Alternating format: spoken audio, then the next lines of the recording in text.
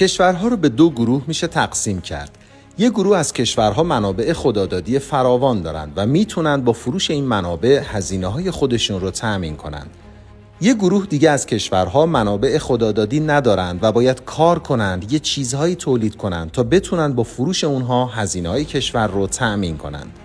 گروه اول یعنی کشورهایی که منابع دارن پذیرفتند که این منابع متعلق به دولت نیست بلکه برای مردمه.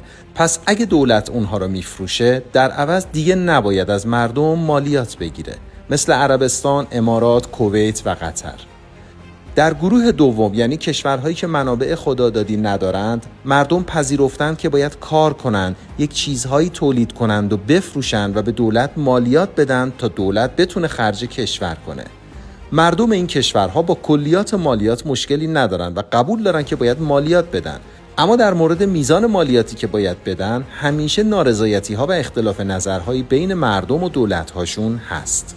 اما در دنیا کشوری داریم به نام ایران که هم منابع خدادادی فراوان داره که دولت اونها رو میفروشه و هیچ گزارش هزینه‌ای هم به مردم ارائه نمی‌کنه و هم از مردم مالیات میگیره. و اما میخوام یه عامل سوم دیگه هم به درآمدهای کشور و مالیات مردم اضافه کنم و اون تورمه. گروه اول یعنی کشورهایی که منابع زیادی دارن، مالیات که نمیدن هیچ، تورم هم ندارن. در گروه دوم که از درآمدهای مردم مالیات گرفته میشه هم تورم وجود نداره.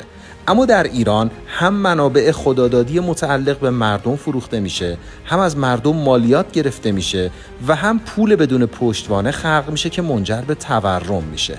مردم ایران هر سال 2 بار مالیات میدن، یه بار با کاهش ارزش پولشون یعنی تورم و یه بار هم به صورت رسمی مالیات پرداخت میکنن.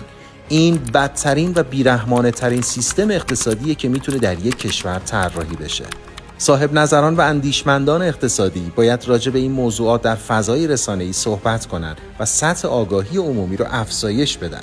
اگر اصلاحات اقتصادی جدی در بخش مالیات و تورم صورت نگیره، در آینده نزدیک چرخ اقتصاد ایران در بخش خصوصی و مردم متوقف میشه و دولت خودش میمونه که باید کار کنه و خودش هم به خودش مالیات بده.